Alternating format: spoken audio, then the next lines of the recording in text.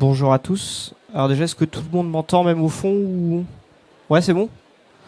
Ok, bah merci en tout cas d'être venus aussi nombreux pour cette présentation sur la construction du prix de vente et de la marge commerciale. Clément Grenier, moi je suis expert comptable. Je suis venu vous présenter ces sujets. L'idée c'est pas de rentrer dans les détails, c'est surtout de rappeler en fait les grandes lignes, les grandes notions de toutes les questions qu'il faut se poser quand on se lance dans l'entrepreneuriat, qu'on y est déjà, hein, pour avancer sur son prix de vente. Il y aura donc un petit préambule, surtout avec un rappel de quelques notions financières, pour être sûr qu'on parle bien de la même chose, notamment parce que dans le domaine financier, on a des fois des définitions qui peuvent varier selon les usages. On parlera ensuite du prix de revient, puisque pour arriver à son prix de vente, il va d'abord falloir déterminer son prix de revient, en abordant deux grandes notions que sont le taux horaire et le taux de marge. On verra ensuite comment on passe du prix de revient au prix de vente. Et ensuite comment il va falloir contrôler et suivre son activité dans le temps. Donc la présentation, il y a 45 minutes. Je vais essayer de faire un peu plus court. Comme ça, si vous avez quelques questions à l'issue de la présentation, vous pourrez me les poser sans souci. Puis je resterai un peu dans le coin aussi.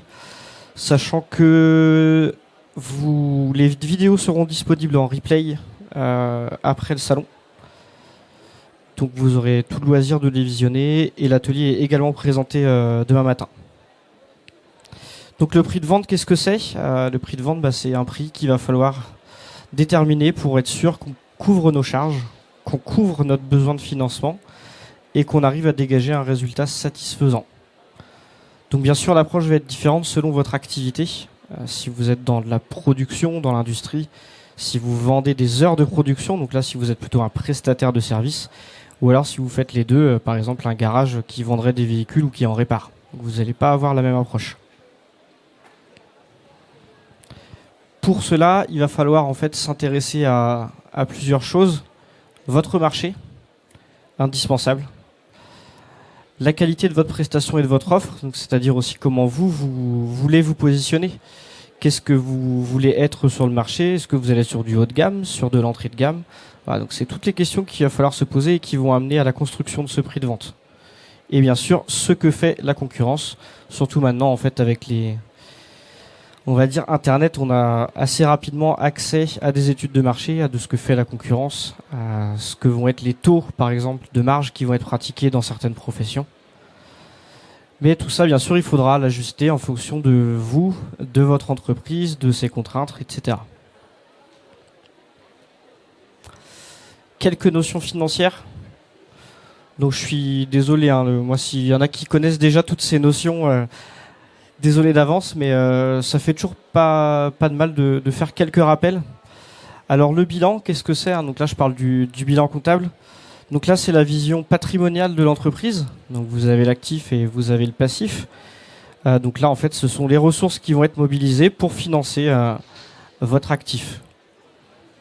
Le compte de résultat et le SIG, alors les deux arrivent à présenter en fait les mêmes infos, mais pas sous la même présentation. Donc là, ça va être vraiment la comparaison des produits que va générer votre entreprise et les charges qu'elle va consommer. La différence entre les deux étant le résultat. Donc un bénéfice si vous avez fait plus de produits, un déficit si vous avez plus de charges. Et en fait, la présentation du SIG des fois est privilégiée parce elle fait apparaître en fait la valeur ajoutée ou des notions comme le BE qui n'apparaissent pas dans le compte de résultat. Sauf que c'est le compte de résultat qu'on dépose en fait tous les ans avec le bilan. La notion de marge. Alors la marge. Le problème de la marge, c'est que si vous en parlez avec quelqu'un qui fait de la prestation de service, si vous en parlez avec un expert comptable, si vous parlez avec quelqu'un qui fait de la production, du contrôle de gestion, il va pas avoir la même définition. La marge brute, la marge en prix de vente, la marge en hors taxe, TTC, de quoi on parle ? Moi là vraiment, je vous parle de la vente ou la production. Moi en fait, le coût d'achat. Et en fait, on ira un peu plus loin après dans le détail de la marge. Mais cette notion de marge avec juste dire marge ne veut pas dire grand chose, donc on y reviendra plus tard. Sur la partie charge, il y a deux grandes notions, hein, que sont les charges variables et les charges fixes. Donc les charges variables vont évoluer en fonction de votre activité. Donc c'est-à-dire en fonction de votre chiffre d'affaires. Si vous faites plus ou moins d'activité, ces charges-là vont varier dans les mêmes proportions. Par exemple, les coûts de transport, si vous faites moins de chiffre d'affaires, vous aurez moins de coûts de transport. A contrario des charges fixes, par exemple le loyer, vous fassiez plus ou moins de chiffre d'affaires, votre loyer il sera le même. Donc ça, c'est des notions aussi à appréhender. Charge de personnel, donc là c'est marqué salarié et TNS. Donc TNS, c'est le travailleur non salarié. C'est un statut du dirigeant en fait, si vous avez fait des ateliers de création, choix du statut juridique, de savoir si le dirigeant va être salarié ou TNS. Voilà, je rentre pas non plus dans le détail, c'est pas l'objet. Le seuil de rentabilité, donc là c'est le niveau de chiffre d'affaires que vous allez devoir faire pour être rentable. C'est-à-dire qu'il y a certaines entreprises, il va leur falloir 300 jours sur 365 pour être rentable, c'est-à-dire qu'à partir du 301e jour, elles vont dégager des bénéfices. Il y en a, ça va être 200, et il y en a, ça va être 364. La trésorerie nette, donc notion très importante. Faut essayer de sortir un peu de la notion de résultat et de raisonner cash. C'est très important. Donc la trésorerie nette, c'est vraiment votre disponibilité disponible, alors moins vos dettes à court terme. Et donc c'est avec cette trésorerie nette et des notions qui sont pas rappelées là, mais comme le besoin en fonds de roulement, que vous allez pouvoir gérer en fait votre entreprise au quotidien. La CAF, idem, notion très importante, la capacité d'autofinancement. Donc là, ce sont les ressources donc financières, la trésorerie, générées par l'activité, qui va permettre à l'entreprise en fait de générer du cash. Donc après, le cash qui va servir à financer des investissements, rembourser ses emprunts, le paiement des dettes, éventuellement des dividendes pour les actionnaires. Donc pareil, une notion clé. Les investissements donc que je disais qui sont financés par la CAF et sinon aussi par du financement bancaire. Donc là, les investissements pour augmenter sa productivité, pour renouveler les entreprises déjà existantes, pour gagner du temps, pour avoir un nouveau process. Voilà ce qu'on entend par investissement. Charge calculée, vous allez peut-être parfois entendre ce terme. C'est notamment ça qui contribue à la différence entre votre résultat comptable et votre trésorerie. Notamment lorsque vous faites des investissements. En comptabilité, ils vont être portés à l'actif. Vous avez décaissé tout le cash pour l'acheter. Par contre, en face, vous n'avez aucune charge comptable la première année, puisque vous allez l'amortir dans le temps. Et donc ça va jouer sur votre résultat net les années également d'après. Donc ces charges calculées, il faut les retraiter pour passer du résultat à la trésorerie.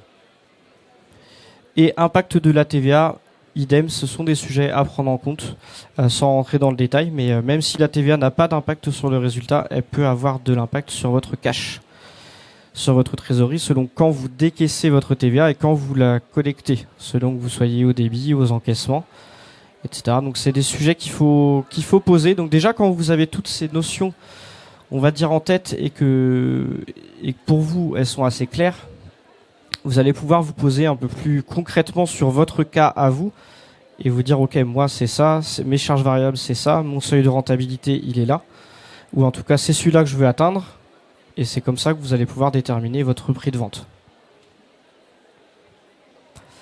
Savoir déterminer son prix de revient. Donc déjà, le prix de revient, qu'est-ce que c'est? Donc c'est que grâce au prix de revient, en y rajoutant la marge qu'on veut obtenir, on va arriver à notre prix de vente.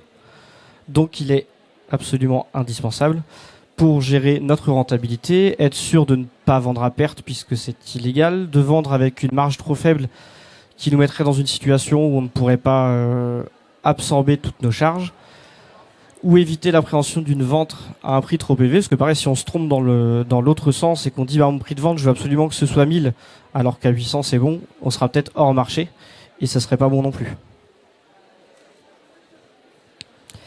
Donc voilà un peu comment ça se décompose.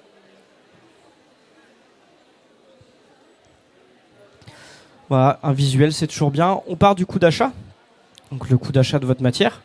Vous allez avoir des coûts d'approvisionnement, cet achat, donc vous aurez le total. Ensuite, si vous le transformez, vous allez avoir un coût de production. Donc là, ça va être tous vos coûts, admettons, usine par exemple. Coût de la distribution, donc là, ça va être les coûts liés on va dire au volet commercial. On rajoute les coûts administratifs et on arrive au prix de revient. Au prix de revient, on dit je veux faire 20% de marge. On rajoute la marge qu'on veut obtenir et on arrive donc à notre prix de vente. Donc si on détaille un peu les items que je viens d'évoquer, donc le coût d'achat, on va avoir donc les matières premières, les consommables, les fournitures, les coûts d'approvisionnement. Donc il faut toujours avoir en tête, là quand vous voyez ces slides là, il faut essayer après de le retranscrire sur vos propres prévisionnels ou business plans. Voilà, que je sais pas trop qui fait quoi là parmi vous, hein, mais faut que vous ayez ces grandes notions en tête parce que ça va toujours se dérouler comme ça. Il y a des entreprises pour lesquelles ça va être beaucoup plus simple. Il y a des entreprises pour lesquelles ça va être compliqué. Pareil, si on est en production, en service, ça va pas être la même approche forcément, mais les grandes idées seront là.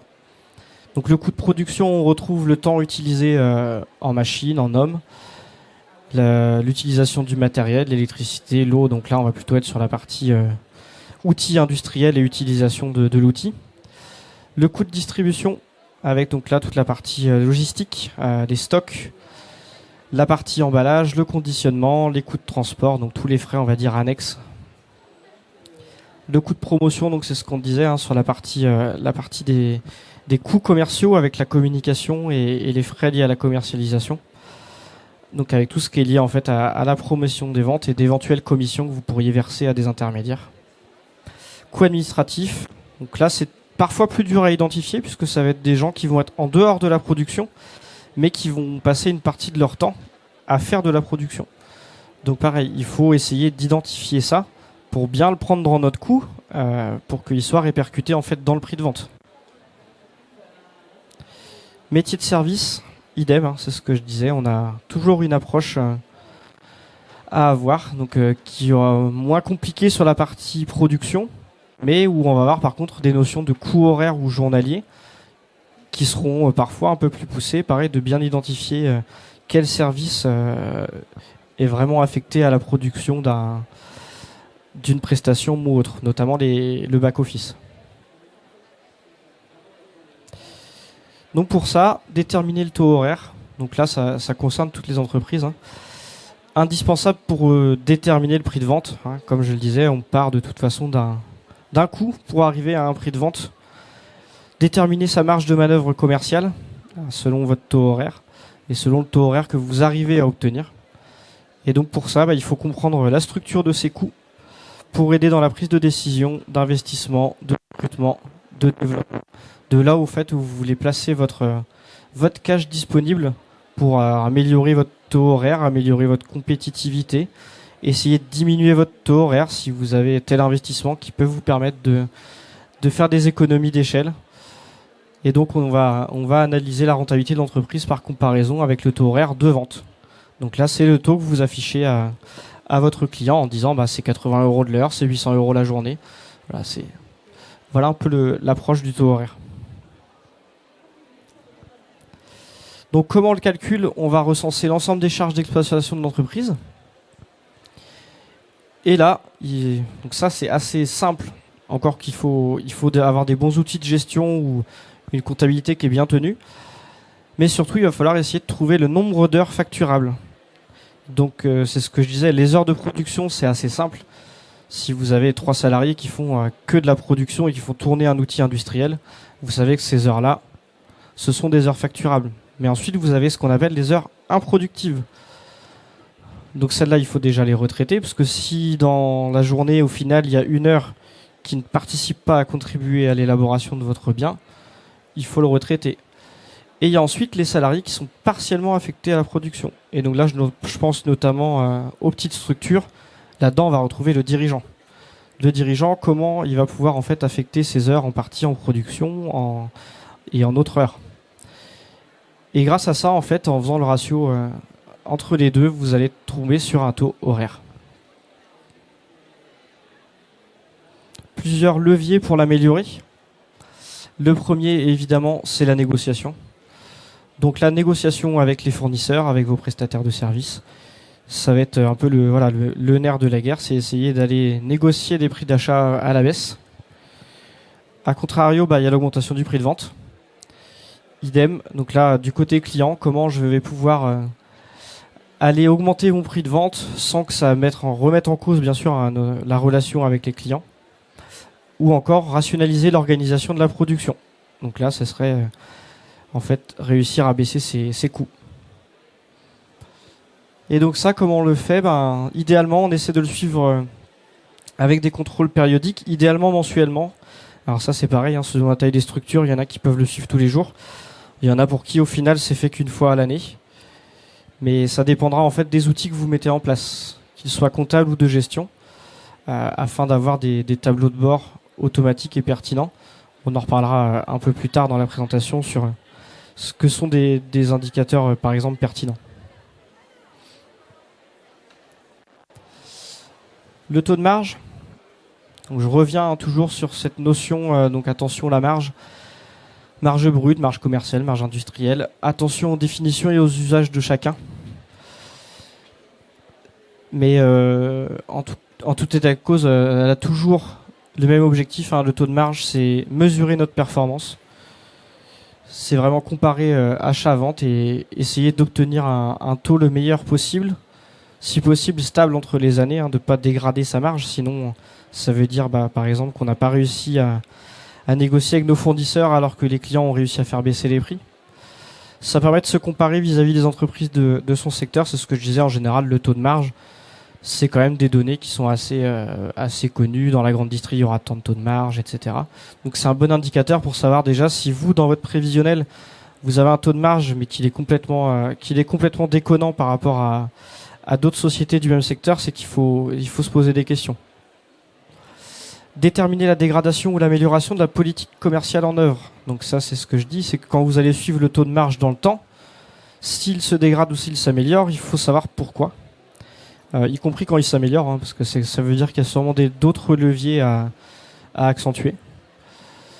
Orienter les choix de développement des produits vers ceux les plus rentables, donc ça c'est évident. C'est si jamais vous faites une analyse de marge par produit, et vous pourrez vous concentrer sur les produits qui sont les plus rentables, et donc déterminer le seuil de rentabilité de l'entreprise.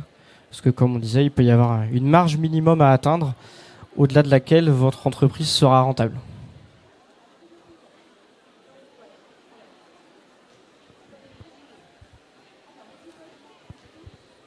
Petit exemple. Là, c'est juste un exemple de présentation en fait. C'est un exemple concret que j'ai anonymisé, mais ça peut être des choses en fait qu'on présente et qu'on permet de suivre. Là, par exemple, donc on part du chiffre d'affaires, la première ligne, production vendue de biens, parce que là on est sur de l'industrie, mais on pourrait être sur des services. On a l'achat de matières premières. On pourrait s'arrêter là, on aurait déjà une première marge. Achat de matières, on aurait notre marge brute. Nous, on a décidé d'inclure le transport et l'emballage, parce que c'est un sujet notamment chez ce client-là qui est beaucoup sujet à variation sans qu'on arrive trop à identifier pourquoi. Donc on essaie de les suivre dans le temps. Et bien sûr, l'impact de la variation de stock. Donc là, vous arrivez à une marge de production.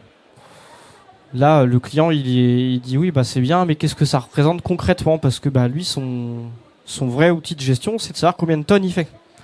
C'est combien de tonnes il produit et combien il en vend. Donc là, il me dit, oui, c'est bien, je fais plus 11% de chiffre d'affaires, mais moi, j'ai fait moins de tonnes. Donc, qu'est-ce que ça veut dire?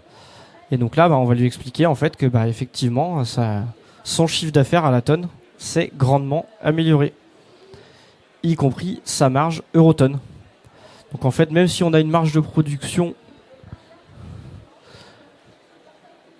le taux est en baisse, mais au final, en volume, on est en hausse.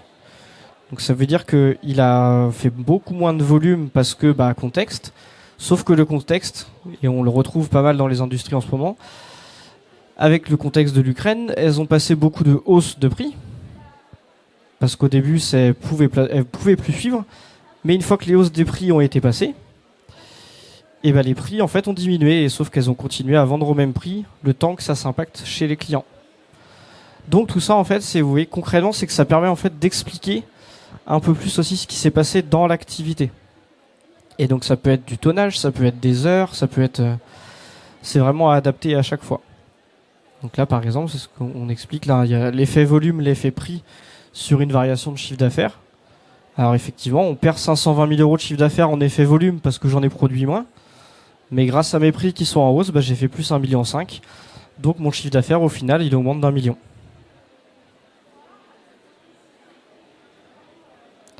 Le taux de marge, comment l'améliorer?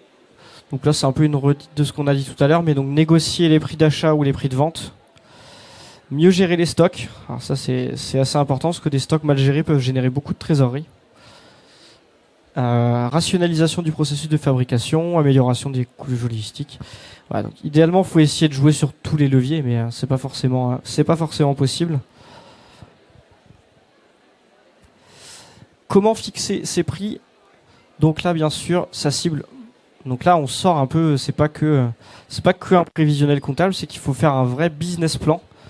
Où là, il y a une vraie notion d'analyse du marché, de la concurrence, des coûts. Est-ce que j'ai des contraintes qualité réglementaires? Parce que si je veux faire ça, mais que j'ai même pas regardé et qu'au final, il y a telle taxe qui s'applique sur mon produit ou autre.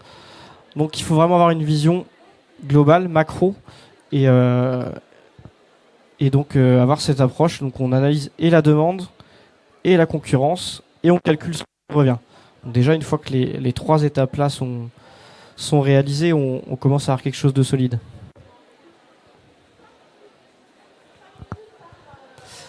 Les critères de choix d'un consommateur. Ça, après, donc c'est comme je vous le disais, ça c'est des grandes lignes. Hein. Ça peut être autre chose. Hein. Les critères de choix d'un consommateur, des fois, c'est un peu irrationnel. Hein. Quand on voit le prix d'un iPhone, par exemple, on se demande si le prix rentre vraiment en ligne de compte sur ces produits-là. Mais en tout cas, c'est une analyse à mener. Donc, le prix, est-ce que ça va être vraiment le prix ou est-ce qu'à côté, en même temps, si vous faites mieux que la concurrence sur un conseil, un service ou un métier qui n'existe pas encore. Après, ça va être tout ce qui entoure le bien ou la prestation, donc le service après-vente, la garantie que vous proposez. Est-ce que en plus vous proposez une prestation de pause? Est-ce que vous faites du service après-vente sur place? Est-ce qu'il y a un système de satisfait ou remboursé? Et la gamme et le choix des produits. Donc pareil, maintenant on va avoir de plus en plus de demandes en fait des clients pour oui, mais est-ce que votre site internet il a été fait avec un prestataire qui est respectueux de l'environnement? Est-ce que vos produits ils sont faits en France? Est-ce que vous faites venir ça en cargo de Chine? Enfin voilà. Ça c'est aussi des sujets qui vont être de plus en plus présents. Le choix des produits et de la prestation. Le prix psychologique, donc ça c'est le prix acceptable du point de vue des clients. Donc c'est ce que le client va être prêt à payer, on va dire, sans trop se poser de questions.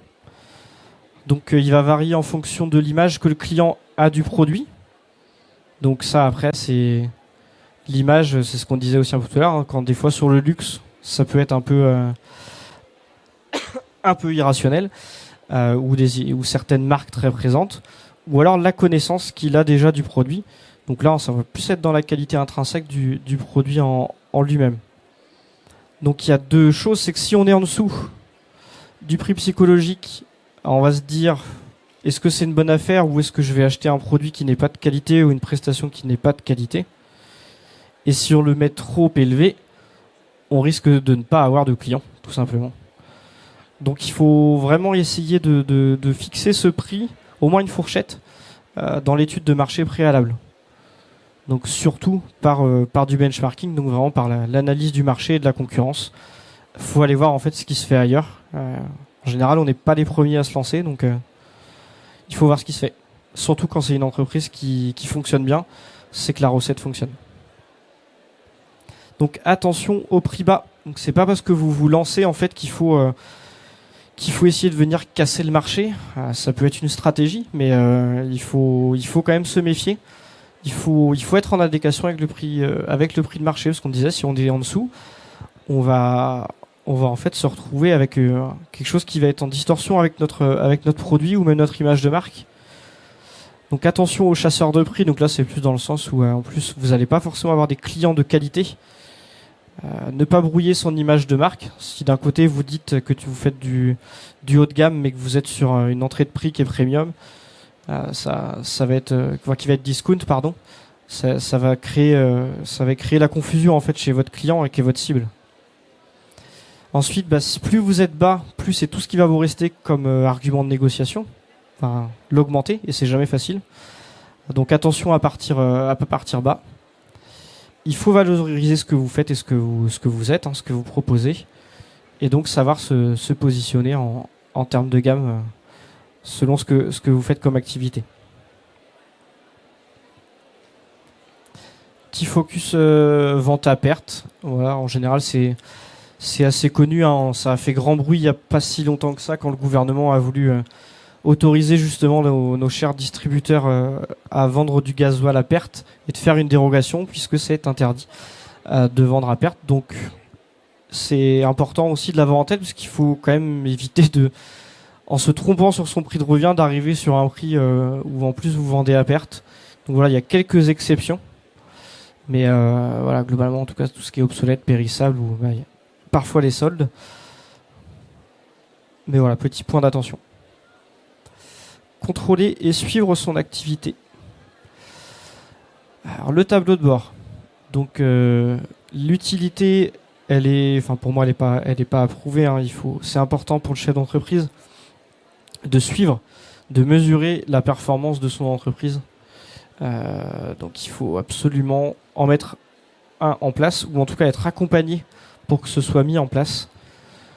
Avoir les informations à court terme, très court terme, c'est sûr, on ne peut pas se permettre d'analyser sa marge une fois par an quand on a son bilan avec son expert comptable. Il faut essayer vraiment d'être dans le cœur de l'action et surtout pour mettre en place des actions correctives s'il y a des besoins avant qu'il soit trop tard en fait. Donc détecter les points forts, les points faibles de l'activité, mettre en évidence les informations importantes. Alors ça va dépendre aussi de la qualité de votre tableau de bord et des indicateurs que vous aurez choisis. Parce que si vous faites un tableau de bord où il y a 50 agrégats et qui sort tous les jours, globalement c'est que ça va pas être pertinent. Vous n'allez pas pouvoir vous en servir puisque ça sera trop confus. Alors que si vous avez peut-être un tableau de bord quotidien où vous avez 3 items indispensables qu'il va falloir redescendre et peut-être un tableau de bord mensuel plus complet. Voilà, c'est vraiment des choses qu'il faut réfléchir et qui vont vous aider en fait à la prise de décision et prévenir des difficultés, comme je le disais, puisque plus vous suivez au jour le jour en fait, et plus vous allez pouvoir agir en conséquence.